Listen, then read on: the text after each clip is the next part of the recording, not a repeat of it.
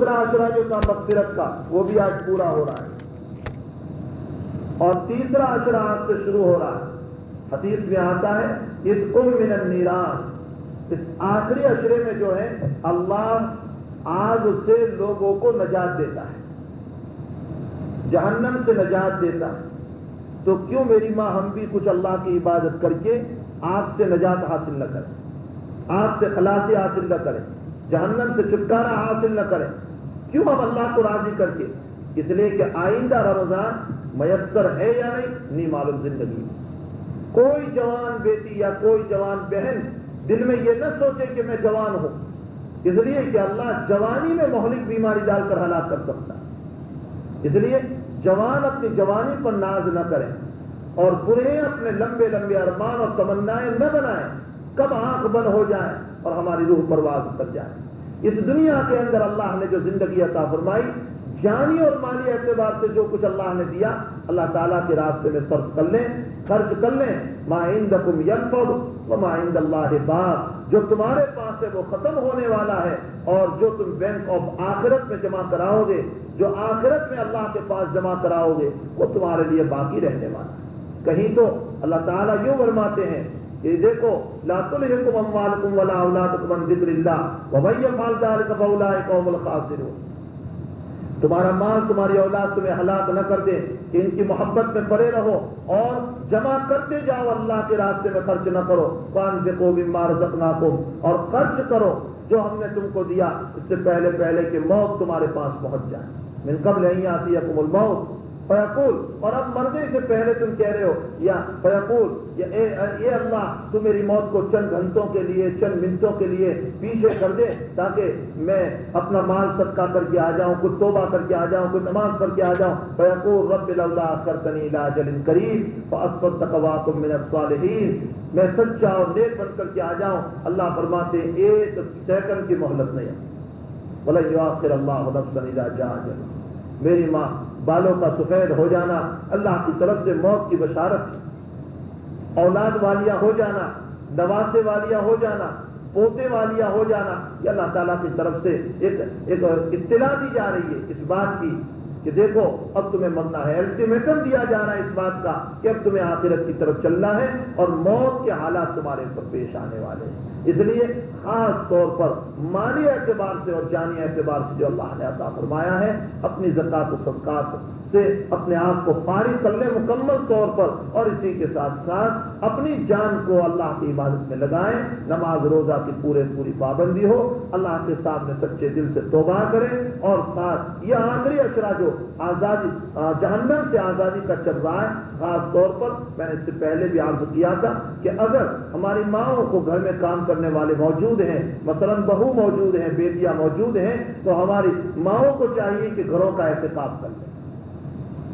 گھر کے ایک کونے میں جہاں پر نماز کے لیے جو جگہ ہوتی ہے، اسی جگہ کو اپنے لیے بنا لیں، تھوڑی سی چادر وادر ڈال کر کے وہاں اس جگہ کو اپنے لیے طے کر لیں، وہیں پر نماز پڑھتی رہے۔ قضاء حاجت کے لیے بھی گھر میں جا سکتی ہے، سارے اپنے ضروریات کے لیے گھر میں جا سکتی ہے، البتہ کھانا وانا جو ہے وہ اسی اپنے احتکاب جو جگہ مقرر کی اپنے گھر کے اندر، وہیں بیٹھ کر کھانا کھا لیا کرے، اور وہاں بیٹھ کر اللہ کی تلاوت کرے، نمازوں کی پابندی ہو۔ اور اسی کے ساتھ ساتھ دوسری بات کہ گھر کے اندر جو کام کرنے والی ہماری عورتیں یا جو اور ہماری بیٹیاں ہوا کرتی ہیں، ان کے پاس بیٹھی بیٹھی کام بھی کراتی رہے، تو آپ کا گھر میں بیٹھنا بھی ہو جائے گا، اعتکاف بھی ہو جائے گا، اور گھر کا کام بھی چلتا رہے گا۔ یہ تو مفت میں، ویسے بھی تو گھر ہی میں آپ رہتی ہو نا، کہاں آپ کو گھومنے جانا ہوتا ہے، کہاں باہر نکلنا ہوتا ہے، اور خصوصاً رمضان کے مہینے میں تو عام طور پر لوگ نکلتے بھی نہیں ہیں۔ تو ایسے رمضان کے مہینے میں اگر گھر میں کچھ کام کرنے والے افراد موجود ہیں تو ہماری ماؤں کو چاہیے کہ گھر میں اعتکاف کر لیں، مفت کا مفت ثواب بھی ہے، اور گھر کے اندر رہنا ہی ہو جائے گا۔ اس لیے یہ آخری عشرہ، معلوم نہیں زندگی میں دوبارہ رمضان نصیب ہوتا ہے یا نہیں، معلوم نہیں مقدر میں دوبارہ اگلا رمضان ہے یا نہیں۔ اللہ تعالیٰ سے دعا بھی کریں، اللہ ہمیں اعمال صالحہ کی توفیق عطا فرمائے، نیک بننے کی توفیق عطا فرمائے، اور کسی نیکی کو حقیر نہ سمجھے، چھوٹی ہو یا بڑی، اللہ کے لیے اخلاص کے ساتھ کرتی رہیں۔ اللہ تعالیٰ ہم تمام کو اعمال صالحہ کی توفیق عطا فرمائے۔ وآخر دعوانا الحمدللہ رب العالمین۔ اللہم صلی علی سیدنا شفیعنا سندنا مولانا محمد وبارک ربنا آتنا في الدنيا حسنة وقنا عذاب القبر وقنا عذاب الحشر وقنا عذاب الفقر وقنا عذاب الدين واحشرنا يوم القيامة مع المتقين مع الأبرار. اے اللہ گناہوں کو معاف فرما، قصوروں کو درگزر فرما، سیاہ کاریوں کو معاف فرما۔ اے اللہ ظالم و مجرم ہیں، پاپی ہیں، عاصی ہیں، ہر طرح کے قصوروار ہیں، اپنے فضل و کرم سے معاف فرما دے، اپنے فضل و کرم سے معاف فرما دے، اپنے فضل و کرم سے معاف فرما دے۔ اے اللہ بیماروں کو شفا عطا فرما، شفائے مستمرہ نصیب فرما، مرحومین کی مغفرت فرما۔ اے اللہ ہر طرح کے شرور اور فتنے سے ہماری اولادوں کی حفاظت فرما، ہماری اولادوں کو نیک بنا۔ ووجدك ضالا فهدى ووجدك عائلا فأغنى فأما اليتيم فلا تقهر وأما السائل فلا تنهر وأما بنعمة ربك فحدث صدق الله العظيم۔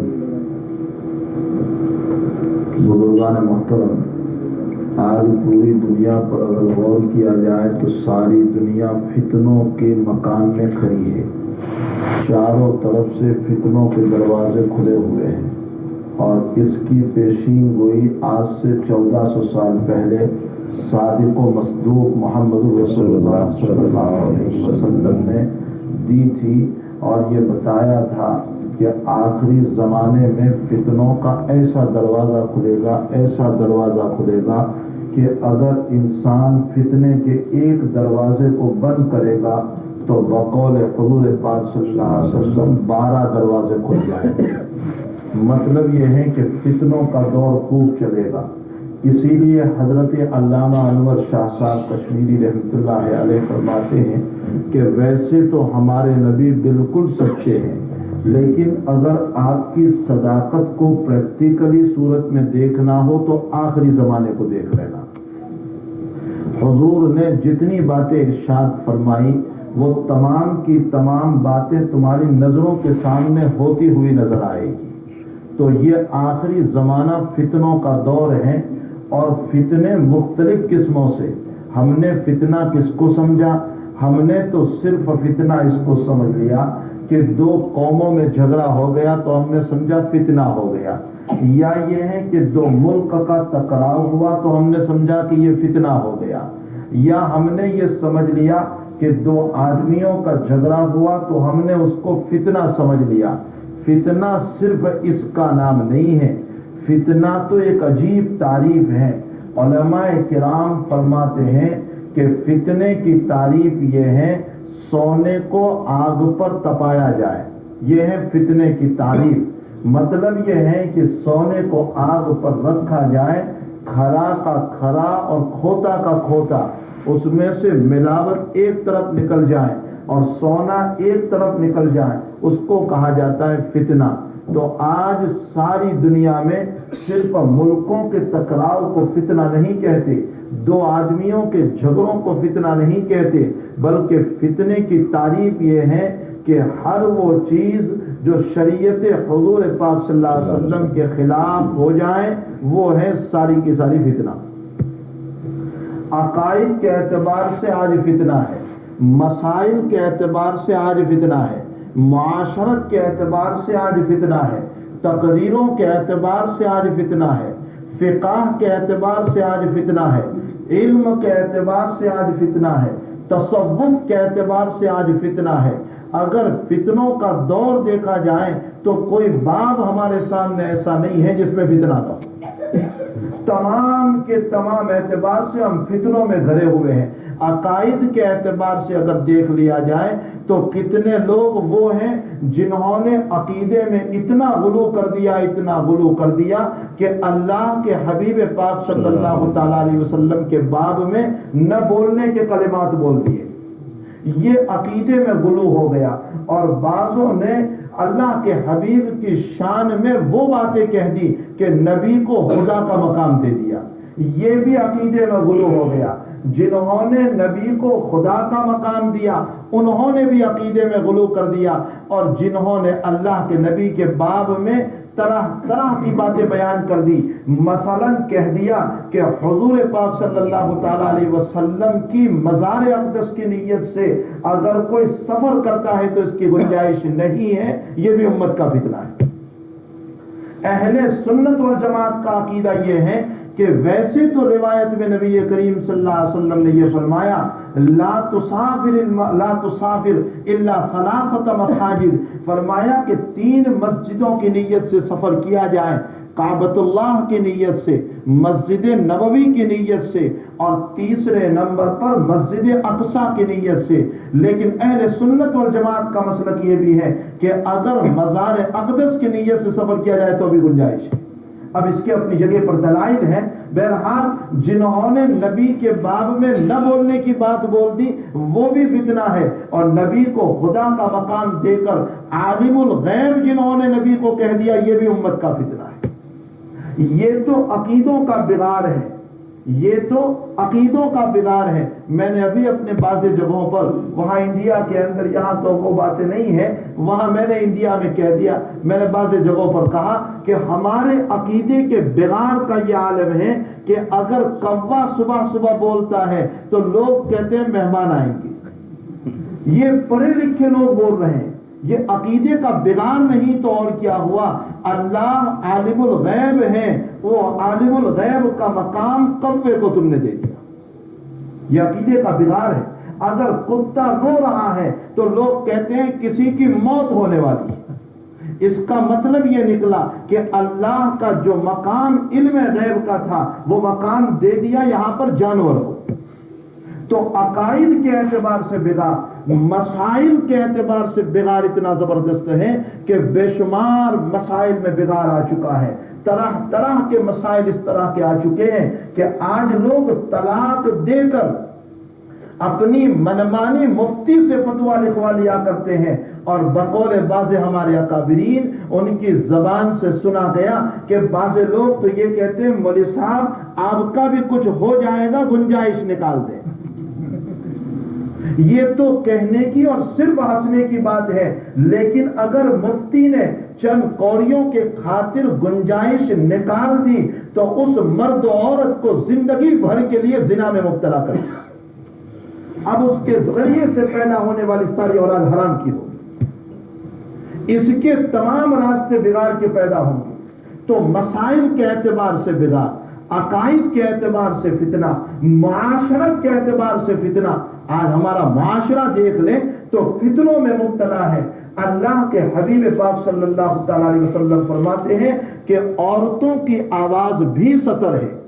فرمایا کہ جس طرح عورتوں کو دیکھنا جائز نہیں نامحرم کو، اسی طرح اس کی آواز کو بھی بلا وجہ نہ سنا جائے، لذت لے کر نہ سنا جائے، تلذذ کی غرض سے نہ سنا جائے، نفسانی خواہشات کی آمیزش کے ساتھ اس کی آواز کو نہ سنا جائے، حتیٰ کہ اللہ کے حبیب پاک صلی اللہ تعالی علیہ وسلم کے ارشادات کی روشنی میں فقہاء نے مسئلہ مستنبط فرمایا کہ کوئی قریبی رشتہ دار بھی اپنے قریبی رشتہ دار عورت کے ساتھ تنہائی میں نہ بیٹھے۔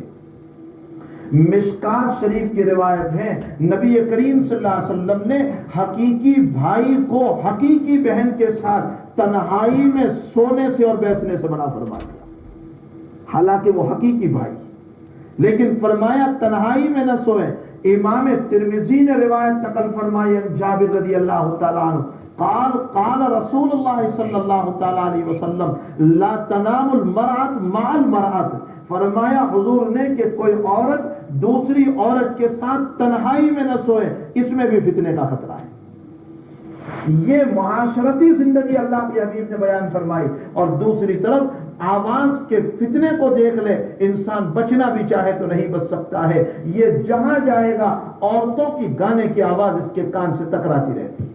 یہ ایئرپورٹ میں ہے تو گانے کی آواز، یہ فلائٹ میں سوار ہے جہاں پر موت و حیات کی کشمکش کے درمیان ہے کہ یہ کب گر جائیں اور اس کی موت واقع ہو جائے، وہاں بھی گناہوں میں مبتلا ہے۔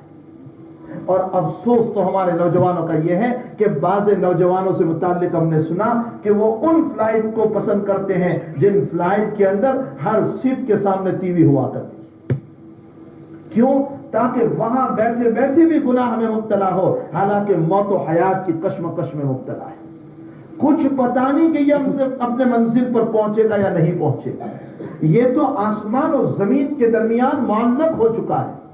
اس کی زندگی کا کچھ علم نہیں، لیکن وہاں بھی ہمارے گناہ جاری ہے، تو یہ بھی معاشرت کا ایک فتنہ ہے، مسائل کا فتنہ، معاشرت کا فتنہ، عقائد کا فتنہ، تقریروں کا فتنہ۔ تقریروں کے فتنے کا مطلب یہ ہے کہ اللہ کے حبیب پاک صلی اللہ تعالی وسلم فرماتے ہیں آخری زمانے میں کچھ لوگ پیدا ہوں گے جو کہیں گے لیکن ان کا عمل اس پر نہیں ہوگا۔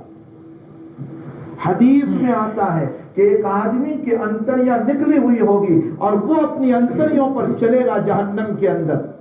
لوگ کہیں گے آپ تو زوردار باتیں کیا کرتے تھے ہمارے ساتھ، کیا ہو گیا آپ کا کہ آپ جہنم میں ہمارے ساتھ آ گئے؟ وہ کہے گا جو میں کہتا تھا وہ کرتا نہیں۔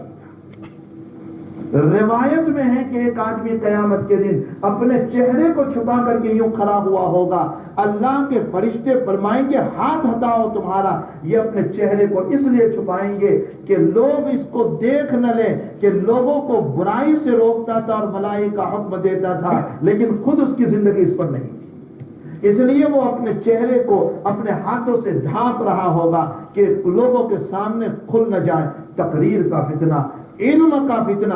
علم کے فتنے کا مطلب یہ ہے کہ انسان علم کو حاصل کر کے اپنا علم دوسروں پر جتلائے، علم کو حاصل کر کے دوسروں پر غرور کرے، علم کو حاصل کر کے دوسروں پر فوقیت بتائے، علم کو حاصل کر کے اکابر پر تنقید کرے، علم کو حاصل کر کے حضرات صحابہ کو نشانہ بنائے، علم کو حاصل کر کے مسائل کو تان و تشنیع کا ذریعہ بنائے۔ یہ علم کا فتنہ ہے۔ آج علم کا بھی فتنہ ہے، تصوف اور صوفیت کا بھی آج فتنہ کھڑا ہوا ہے امت کے اندر کہ بعض لوگوں نے اتنا غلو کر دیا، تصوف کے اندر اتنا غلو کر دیا کہ عورتوں کے ہاتھوں کو اپنے ہاتھ میں پکڑ کر بیعت لینا شروع کر دیا۔ اتنا ہی نہیں بلکہ عورتوں کے ذریعے سے پیر اپنے پاؤں دبوا رہے ہیں۔ یہ تصوف کا فتنہ، یہ صوفیت کا فتنہ۔ بلکہ بعض لوگوں نے یہ کہہ دیا کہ جب عورت اپنی مریدہ بن جاتی ہے تو وہ بیٹی کی شکل ہے، جو چاہے ہم کر سکتے ہیں اس کے ساتھ۔ یہ تصوف کا فتنہ ہے۔ ماں عائشہ صدیقہ رضی اللہ تعالیٰ عنہا، امام بخاری رحمۃ اللہ علیہ ان کا قول نقل فرماتے ہیں کہ اللہ کے حبیب نے کسی عورت کا ہاتھ اپنے ہاتھ میں لے کر بیعت نہیں فرمائی۔ بیعت تو ضرور فرمائی، اس لیے کہ قرآن نے بیعت کی تلقین فرمائی ہے۔ اے نبی، جب عورتیں تمہارے پاس آئیں تو اس صورت میں اذا جاءکم المؤمنات یبایعنک علی الا یشرکن باللہ شیئا ولا یشرکن ولا یزنین ولا یقتلن ببہتان، یہ بیعت کے الفاظ اللہ نے بتائے اور سلسلہ تصوف میں یہی الفاظ بلائے جا رہے ہیں۔ یوں کہا جا رہا ہے بولو ہم شرک نہیں کریں گے، کفر نہیں کریں گے، نمازوں کو پابندی کے ساتھ پڑھیں گے، غیبت نہیں کریں گے، زنا نہیں کریں گے، غلط الزام کسی پر نہیں لگائیں گے۔ یہی بیعت کے الفاظ ہیں۔ مرد کو بھی یہی بلوایا جا رہا ہے، عورتوں کو بھی یہی بلوایا جا رہا ہے، لیکن مردوں کے باب میں تو یہ آتا ہے اللہ کے حبیب کے باب میں کہ ہاتھ میں ہاتھ لے کر بیعت کی۔ عورتوں کے باب میں حضرت عائشہ فرماتی ہے میرے آقا نے کبھی کسی عورت کا ہاتھ اپنے ہاتھ میں نہیں لیا، بلکہ عورتوں کے ساتھ بیعت کے 3 طریقے تھے۔ ان تینوں طریق کو یاد رکھیو۔ ایک طریق تو یہ تھا کہ اللہ کے حبیب پردے کے پیچھے عورتوں کو بٹھا دیا کرتے تھے، کوئی چیز نہیں ہوتی تھی، عورتیں پردے کے پیچھے ہوا کرتی تھی، یہیں بیٹھے بیٹھے بیٹھ کے کلمات اللہ کے رسول بلوا دیا کرتے تھے۔ دوسرا طریق یہ ہوتا تھا کہ بیچ میں پردہ ہوتا تھا اور پیارے آقا کوئی کپڑا ڈال دیا کرتے تھے اس طرف میں، کوئی رسی ڈال دیا کرتے تھے اس طرف میں، تاکہ پردے کے پیچھے وہ عورتیں وہ اس کپڑے کو پکڑ لیں یا اس رسی کو پکڑ لیں۔ پیارے آقا اس طرف سے کلمات بلوا دیا کرتے تھے۔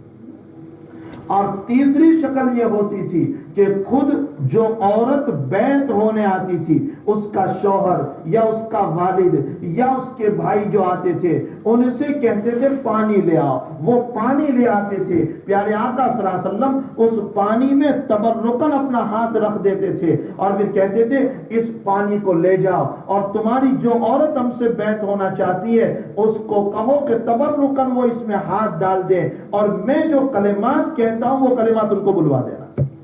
لیکن پیارے آقا نے عورتوں کو بلا حجاب بلا پردے کے اپنے سامنے بٹھا کر کسی عورت کا ہاتھ اپنے ہاتھ میں لے کر پیارے آقا نے کبھی بیعت نہیں فرمائی. عائشہ فرماتی ہے کہ جو یہ کہتا ہو اس نے نبی پر الزام رکھا ہے. بہرحال تصوف کا فتنہ، تقریروں کا فتنہ، علم کا فتنہ، مسائل کا فتنہ، فقہ کا فتنہ، عقائد کا فتنہ، اور دنیا میں پھر آپس میں معاشرت کا فتنہ، اور اسی کے ساتھ ساتھ آپس میں عدم محبت اور جھگڑوں کا فتنہ. ساری دنیا فتنوں کے گھر میں آج کھڑی ہے، چاروں طرف سے فتنے ہی فتنے ہیں. قرآن کہہ رہا ہے ظہر الفساد فی البر والبحر بما کسبت ایدی الناس. اے لوگوں، زمین پر بھی فساد ظاہر ہو گیا اور پانی پر بھی فساد ظاہر ہو گیا، اور یہ فساد سارا کا سارا تمہارے کرتوتوں کی بدولت ہے. اللہ فرماتے ہیں یہ تمہارے کاموں کی بدولت فساد پیدا ہوا ہے. بہرحال یہ بات یقینی ہے کہ جب فساد کا دور دورتا ہے اور لوگوں کی اکثریت بغاوت پر اترتی ہے تو پھر اللہ کا عذاب مختلف شکلوں میں اترتا ہے. آج انہی فتنوں کی وجہ سے حالات اترے ہوئے ہیں. اسی میں سے ایک فتنہ ماں باپ کی نافرمانی بھی ہے. ماں باپ عظیم ترین دولت ہے، ماں باپ بہت بڑی دولت ہے. جو چیز کمان سے نکل جاتی ہے واپس نہیں آتی، جو کلام زبان سے نکل گیا واپس نہیں آتا، جو ماں باپ دنیا سے چلے گئے پھر واپس نہیں ملے. یہ بہت بڑی دولت ہے اللہ تبارک و تعالی نے جس کو عطا فرمائی. یہی وجہ ہے کہ اس یتیم سے پوچھ لیں جس کے ماں باپ کا سہارا بچپن میں اٹھ چکا ہو، اس کو آپ پوچھیں کہ تجھ پر کیا گزر رہی ہے. لیکن ایک بات میں خاص طور پر کہا کرتا ہوں کہ یہ بھی عجیب ہے، جو یتیم ہوتا ہے بچپن میں وہی در یتیم بھی بنتا ہے. جو یتیم ہوتا ہے وہی در یتیم بھی بنتا ہے. جس کا کوئی نہیں ہوتا ہے اللہ اس کا وارث ہوتا ہے. جس کو لوگ دھتکارتے ہیں اللہ اس کا منیس و غمخوار ہو جاتا ہے، اللہ اس کی مدد فرماتے ہیں. نبی بچپن میں یتیم ہو گئے اور جب پیدا ہوئے تو والد کا سایہ اٹھ چکا تھا، لیکن خدا نے ان کو در یتیم بنا دیا. ایسے کتنے واقعات معاشرت میں ملیں گے. یہی وجہ ہے کہ قرآن کریم نبی کریم صلی اللہ علیہ وسلم کو چند باتوں کی تاکید کر رہا ہے. میں نے جو آیتیں پڑھی ہے نا اس میں انہی باتوں کو بتانا مقصود ہے. چند باتوں کی تاکید کر رہا ہے اور اسی سے اندازہ ہوتا ہے کہ ماں باپ کتنی بڑی دولت ہے. علامہ زمخشری رحمت اللہ علیہ بہت بڑے حنفی عالم ہیں، صرف عالم نہیں علامہ ہے. علامہ زمخشری عقائد اور اسی عقائد پر بھی آپ کی کتاب موجود ہے، اسی طریقے سے مسائل پر بھی آپ کی کتاب موجود ہے، بلکہ قرآن کریم کی تفسیر میں بھی آپ کی کتاب موجود ہے. آگے بڑھ کر اگر دیکھا جائے تو قواعد نحو عربی گرامر کے قواعد پر بھی علامہ زمخشری رحمت اللہ علیہ نے بہت بڑی کتاب لکھی ہے. اور دو آدمی دنیا میں عربی گرامر کے اعتبار سے بہت بڑے گزرے، ایک علامہ زمخشری جو حنفی تھے اور ایک علامہ جرجانی وہ بھی حنفی تھے، لیکن عجیب حال دونوں ایک ایک پاؤں سے لنگڑے تھے. آرجان ان کو کہا گیا، دو لنگڑے. اور ان سے متعلق لطیفہ مشہور ہے کہ یہ دونوں کو جمع کر دیے جائیں تو دو پاؤں پر کھڑے ہوئے اور اتنے عربی گرامر کو پھیلا دیا. اگر یہ 4 پاؤں پر کھڑے ہو جاتے تو نہ معلوم کتنا پھیلا دیتے. اللہ نے ان کو علم وافر عطا فرمایا تھا. علامہ زمخشری رحمت اللہ تعالی علیہ کو تفسیر میں آپ کی کتاب، ارے علم حدیث میں بھی آپ کی کتاب ہے الفائق فی غریب الحدیث. الفائق فی غریب الحدیث، شاید کوئی محدث ہو کہ وہ اس کتاب کو اپنے پاس نہ رکھتا ہو. 700 سال پہلے، 800 سال پہلے کے یہ بزرگ گزرے ہیں. الفائق فی غریب الحدیث میں اللہ کے حبیب پاک صلی اللہ تعالی علیہ وسلم کے لسان مبارک سے جو کلام نکلا ہے اس میں جو مشکل الفاظ ہیں اس کا کیا مطلب ہو سکتا ہے، کیا میننگ ہو سکتا ہے، آپ نے اس کو بیان فرمایا. الفائق فی غریب الحدیث. اسی فن پر اور اسی موضوع پر سرزمین گجرات کا بھی ایک محدث کھڑا ہوتا ہے اور اس پر ایک کتاب لکھتا ہے. 6 جلدوں کے اندر علامہ محمد بن طاہر پتنی رحمت اللہ تعالی علیہ جنہوں نے کتاب لکھی مجمع بحار الانوار، اس کتاب میں انہی مسائل کو حل فرمایا کہ پیارے آقا کے کلام میں جو الفاظ مشکل ہیں، جس کا معنی سمجھ میں نہیں آ رہا ہے، ان لوگوں نے جمیع محدثین کے اقوال کو اس پر جمع فرمایا۔ علامہ زمخشری رحمت اللہ علیہ بہت بڑے آدمی، لیکن ایک پاؤں سے لنگڑے تھے۔ ایک آدمی نے آپ کے علم کو دیکھ کر یوں کہا، کاش آپ دونوں پاؤں کے ہوتے تو اور بھی وجاہت ہو جاتی ہے۔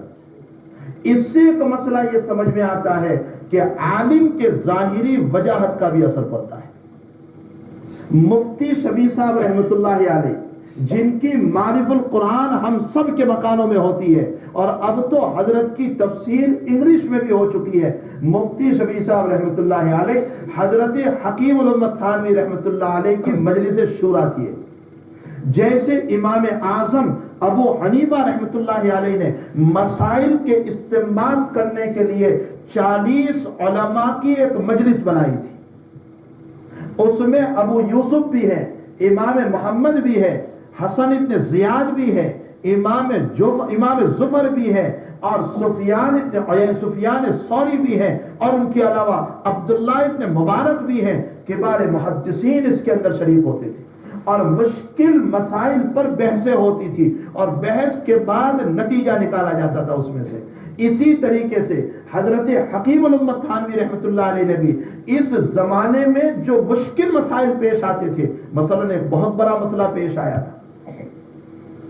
مسئلہ یہ پیش آیا کہ شوہر غائب ہو گیا، اور شوہر کا اتا پتہ نہیں ہے، بھاگ جاتے ہیں نا کبھی کبھی شوہر کا اتا پتہ نہیں ہے، 1 سال ہو گیا، 2 سال، 3 سال، 4 سال ہو گئے، تو بیوی کتنے سال تک انتظار کرے گی؟ یہ کب تک بیٹھی رہے گی؟ اس کو دوسرے نکاح کی اجازت کب دی جائے؟ یہ ایک مسئلہ پیش آیا۔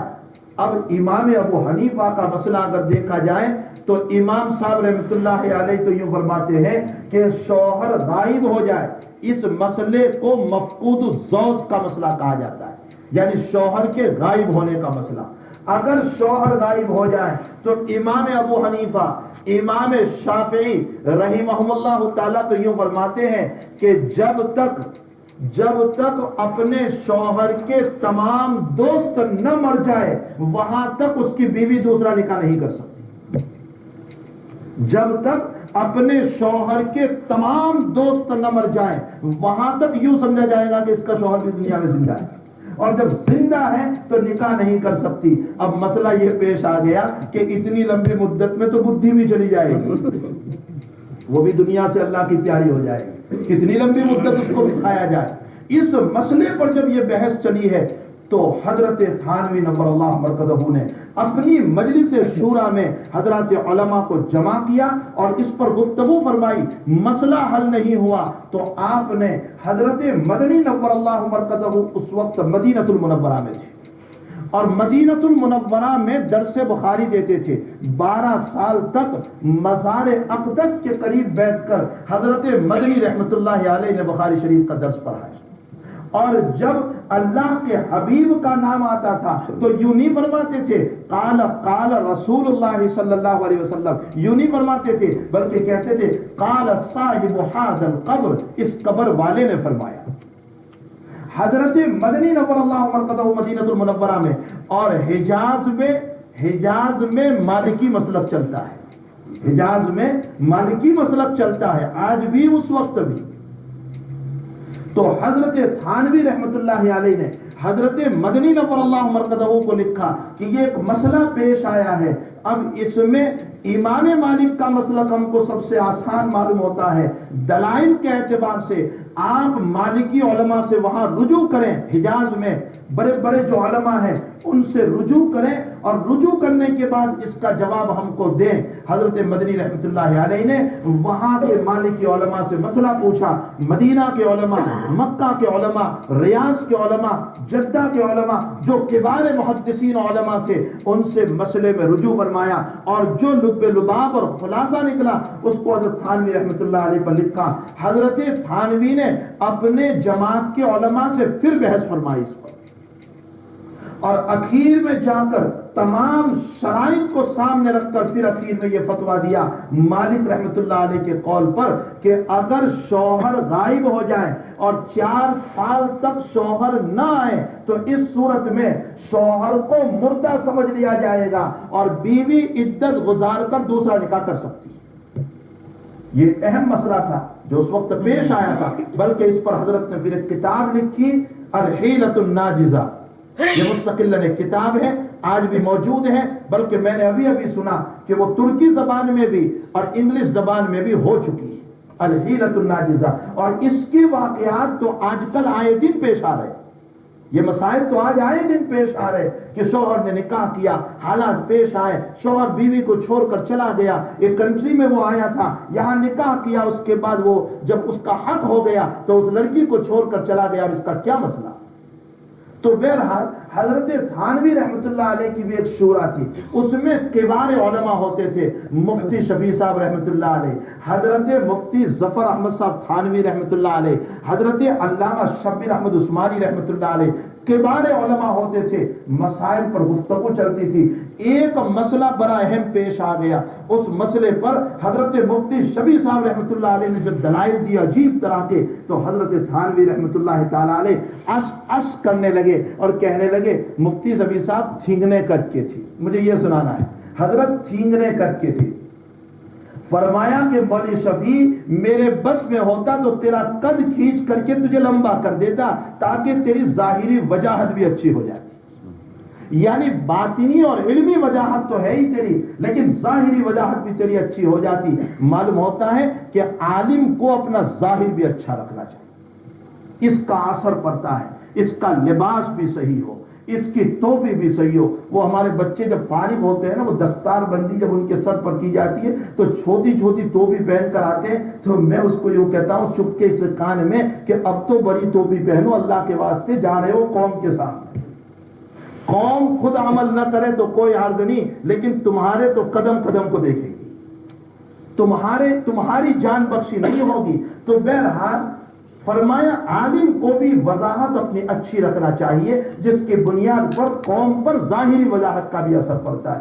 بہرحال میں یہ عرض کر رہا تھا کہ علامہ زمخشری رحمت اللہ علیہ ایک پاؤں سے معذور تھے، کسی نے آپ کے دلائل کو دیکھ کر یوں کہا حضرت کاش آپ کے دونوں پاؤں اچھے ہوتے، آپ کی وجاہت شاندار ہوتی تاکہ اور بھی زیادہ اثر پڑتا۔